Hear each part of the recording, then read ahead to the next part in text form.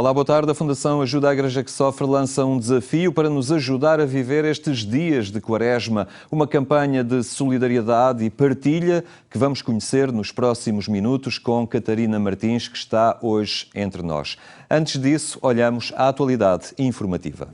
Uma ponte de reconciliação sobre séculos de repressão, Francisco levou a mão estendida da Igreja Católica aos indígenas do México que o receberam em festa. O Papa recebeu uma homenagem de indígenas mexicanos no estado de Chiapas, sul do México, num dia particularmente dedicado a estas populações. Francisco deixou a cidade do México e foi recebido por um grupo de cerca de 1000 crianças, autoridades civis e religiosas. Simbolicamente, 2 casais indígenas, Tzotzil e Zoc, ofereceram-lhe uma coroa, um colar de flores e o tradicional bastão de comando, símbolo de autoridade.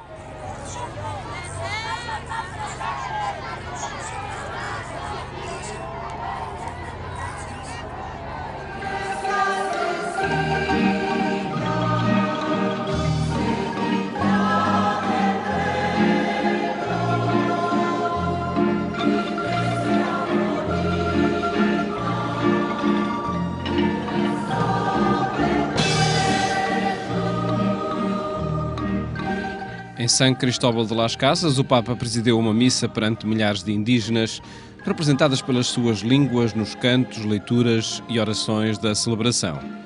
Francisco elogiou esta cultura com as suas tradições particulares e disse que o mundo tem de pedir perdão às comunidades indígenas e aprender com elas a respeitar a natureza. Muchas veces, de modo sistemático y estructural, vuestros pueblos han sido incomprendidos y excluidos de la sociedad. Algunos han considerado inferiores sus valores, sus culturas, sus tradiciones. Otros, mareados por el poder, el dinero y las leyes de mercado, los han despojado de sus tierras o han realizado acciones que las contaminaban. Qué tristeza. Qué bien nos haría a todos hacer un examen de conciencia y aprender a decir perdón. Perdón, hermanos. Durante a missa, os participantes foram convidados a rezar pelas comunidades indígenas de Chiapas, do México e de toda a América, especialmente pelas que são vítimas da opressão e do racismo. Ya no podemos hacernos los sordos frente a una de las mayores crisis ambientales de la historia. En esto ustedes tienen mucho que enseñarnos, que enseñar a la humanidad. Sus pueblos, cómo han reconocido los obispos de América Latina, saben relacionarse armónicamente con la naturaleza.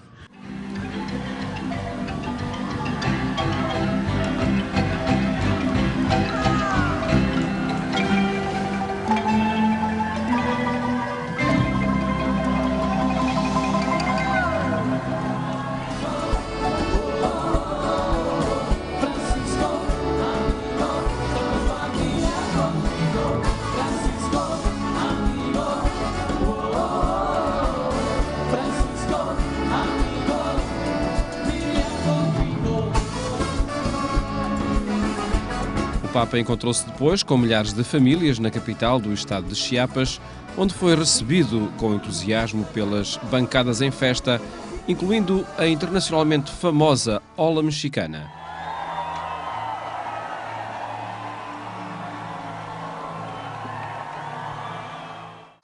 Manuel Alejandro, um adolescente de 14 anos com distrofia muscular, falou da sua fé perante a doença e Francisco agradeceu-lhe pelo seu testemunho e exemplo elogioso que estendeu aos pais. No meio de vários testemunhos, a multidão levou uma criança com deficiência em cadeira de rodas até junto do palco onde o Papa se encontrava. Francisco desceu prontamente as escadas para ir ter com ele. Já após a intervenção, Francisco foi surpreendido por uma menina que se sentou ao seu colo.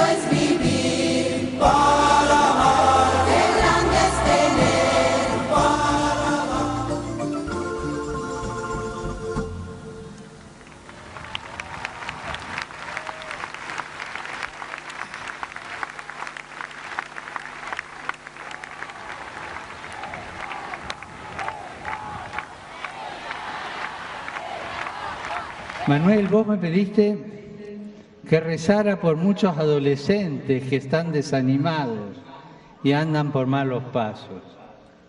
Lo sabemos, ¿no? Muchos adolescentes sin ánimo, sin fuerza, sin ganas. Y como bien dijiste, Manuel, muchas veces esa actitud nace porque se sienten solos, porque no tienen con quién hablar.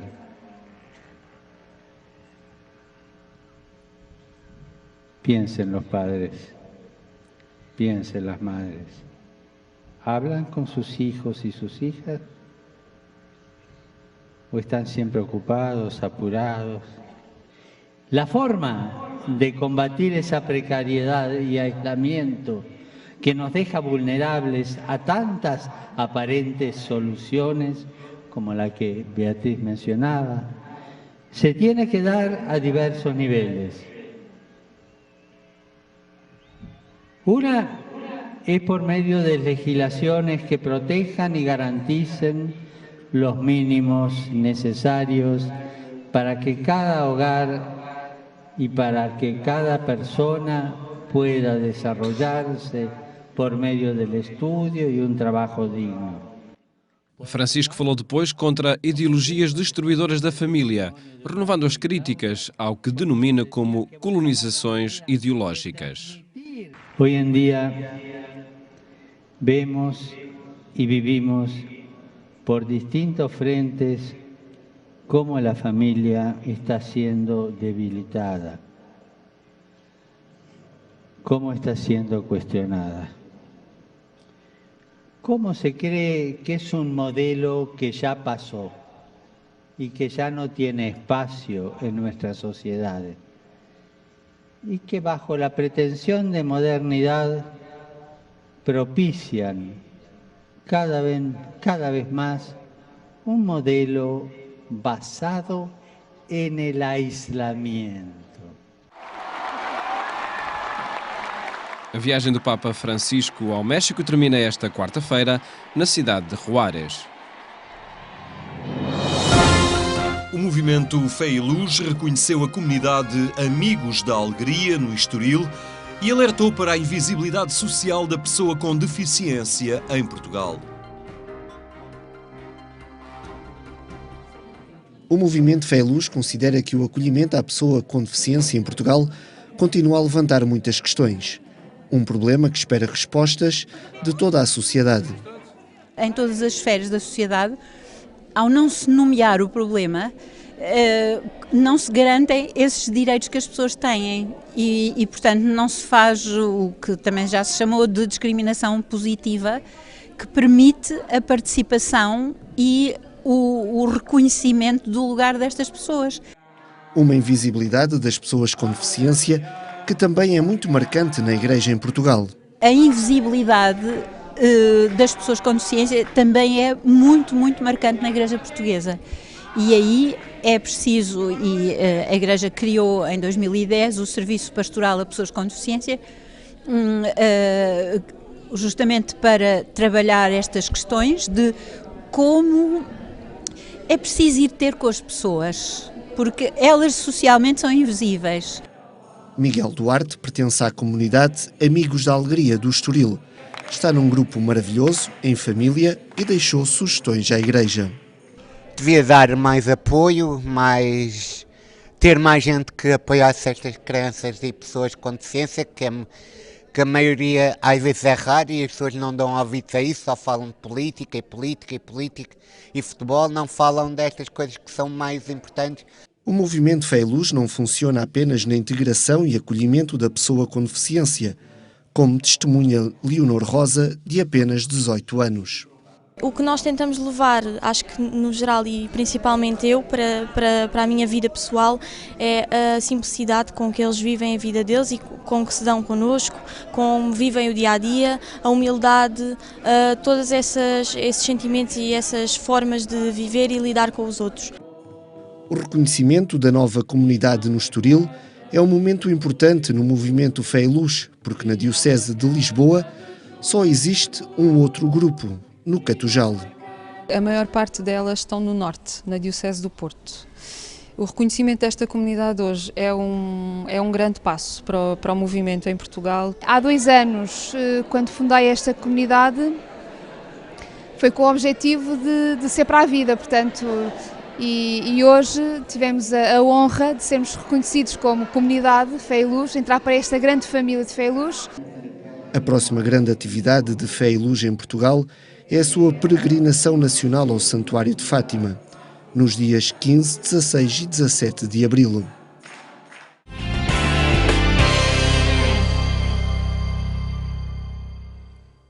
Agência.eclésia.pt é aqui que pode encontrar todos os temas da atualidade religiosa. Agora, a campanha da Quaresma da Fundação Ajuda à Igreja que Sofre, cuja diretora executiva, Catarina Martins, está connosco. Olá, boa tarde. Olá, boa tarde. Prepara-se uma campanha que é proposta neste itinerário que nos leva à Páscoa.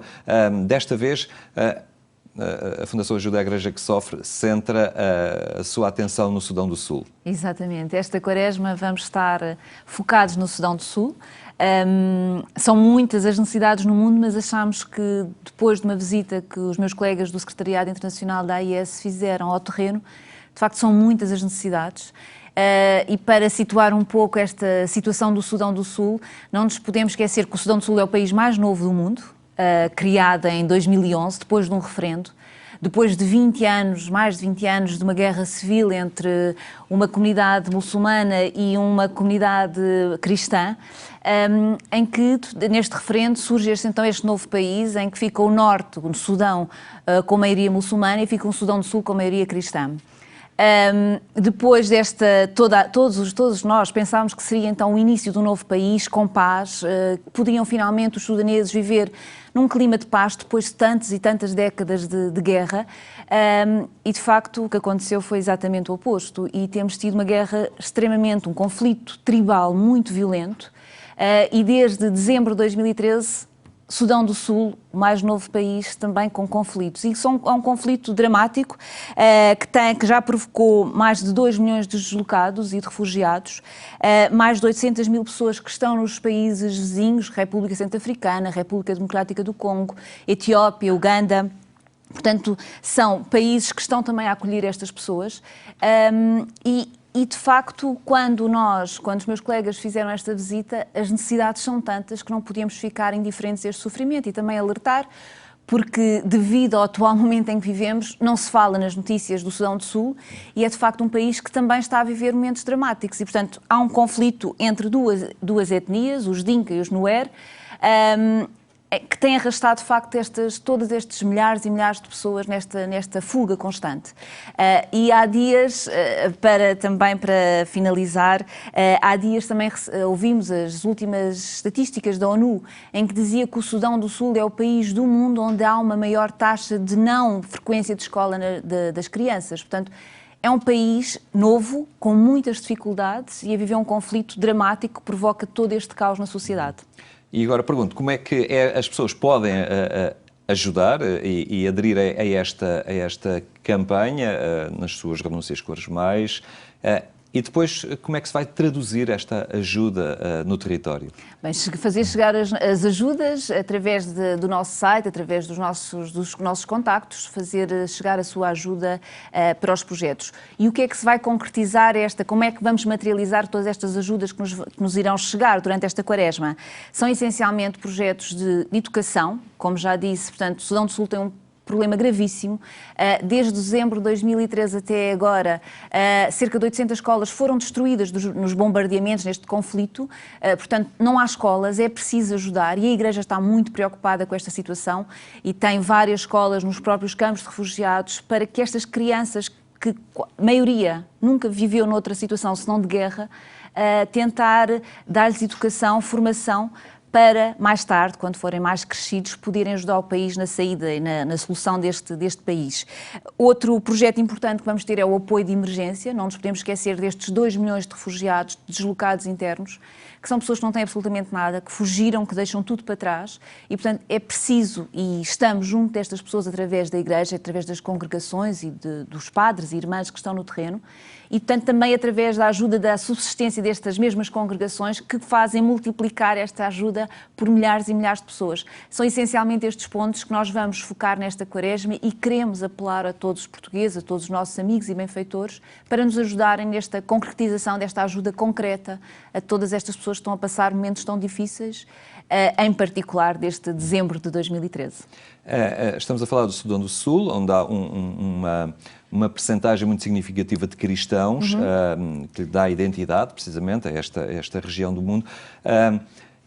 E estamos a falar da campanha de Quaresma da Fundação Ajuda à Igreja que Sofre. Ajuda à Igreja que Sofre. Mas há que ressalvar aqui uma particularidade, é que estas campanhas solidárias acabam por ser também humanitárias e não há uma exclusão quem não é cristão, porque nos locais onde estão presentes e ajudam, não há esta diferenciação. A ajuda é para todos, quando lá chega. Exatamente. É para todos, não é? Sim, a Igreja não fecha as portas a ninguém, não pergunta a quem entra qual a religião, portanto todos são bem-vindos. E a Igreja tem de facto este papel extraordinário também de reconciliação entre as várias religiões e no Sudão é um país que, de facto, isto é muito, muito importante porque foram muitas décadas de conflitos entre duas religiões e, portanto, é preciso este trabalho de reconciliação. E a Igreja faz este trabalho extraordinário dando o exemplo de aceitar todos, de acolher a todos, de ajudar todos, independentemente da sua religião. Outra coisa importante também que seria importante de ressalvar aqui é, de facto, a Igreja, e há muitos quando dizia que a Igreja sofre, e de facto no Sudão é um dos países onde a Igreja sofre, a Igreja somos todos nós. E há relatos, os meus colegas que estiveram no terreno, há relatos de padres e de irmãs que têm tido vidas de facto de muito sofrimento, como muitos milhares de pessoas, não é só a Igreja, mas a Igreja somos todos nós de facto e portanto a Igreja tem sofrido muito nestes últimos anos, com fugas contínuas de um lugar para o outro. É extraordinário ouvir alguns testemunhos que nós recebemos de pessoas que dizem que o padre tem que ser protegido, a irmã tem que ser protegida porque são os únicos, são tão raros, é tão difícil a formação de um sacerdote e de uma irmã nesta zona do planeta, que são como que protegidos e todos querem proteger o padre e a irmã, mas o padre e a irmã, e é esse o papel da Igreja, é estar junto das pessoas, da comunidade e ajudar quando as pessoas necessitam. E, portanto, ninguém foge, ninguém quer guardar a sua vida, cuidar da sua vida e, portanto, estão no terreno junto às pessoas e, por isso mesmo, fogem também nestas massas de pessoas, de refugiados, que se vão deslocando de uma cidade para a outra, de uma terra para a outra, à procura de um refúgio, à procura de um lugar seguro. As igrejas têm sido usadas como este ponto de refúgio que as pessoas encontram e é ali que encontram tudo o que necessitam, do mais básico, desde a alimentação, desde cuidados de saúde, tudo o que é necessário a Igreja tenta ajudar e é através de instituições como a Ajuda à Igreja que Sofre, que está no terreno também a ajudar esta Igreja que sofre e que vive e que dá um testemunho diário do que é ser cristão. Pois há também sempre aqui uma bidirecionalidade muito forte. Isto já falámos também a propósito das comunidades cristãs no Médio Oriente, muito perseguidas neste momento.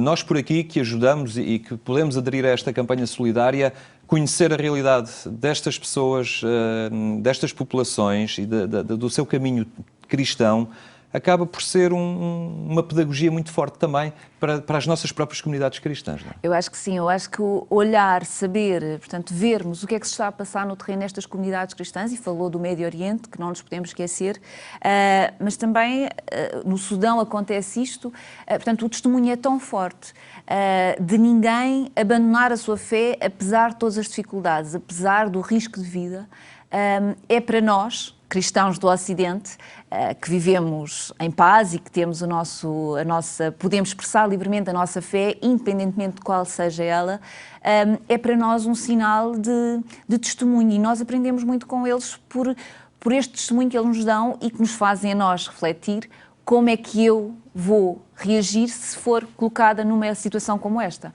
E, portanto, isso é de um ensinamento e mostram a fé de uma forma vivida completamente diferente da nossa. E eu falo por mim, é óbvio, mas é uma forma de viver a fé muito diferente da que nós estamos habituados a viver aqui. E, portanto, eu digo muitas vezes que nós recebemos muito mais destes cristãos que estão nestes países do que nós damos, porque recebemos muitos ensinamentos, recebemos uma forma de viver a fé extraordinária, porque de facto são testemunhas de Deus, são testemunhas que estão no terreno e que todos os dias dão um testemunho de perdão, de amor, de compaixão, de misericórdia, e que nos fazem ver o quão abençoados somos neste canto, e que muitas vezes nem sequer ligamos não damos importância a este facto. E, portanto, estas comunidades que estão a sofrer, que estão a ser perseguidas, dão-nos diariamente um testemunho extraordinário de fé e que devemos segui-los. Sem dúvida. Muito obrigado, Catarina, por nos ter apresentado aqui esta campanha para a Quaresma, e fica o apelo para cada um as pessoas que nos veem aderir também. Obrigado pela sua presença. Obrigada. É a Fundação Ajuda à Igreja que Sofre, a sua proposta para a Quaresma. Lembro ainda que também, mais logo, ainda pode acompanhar a edição rádio do programa Eclésia na Antena 1, quando forem 22h45. Tenha então uma muito boa tarde e até amanhã, se Deus quiser.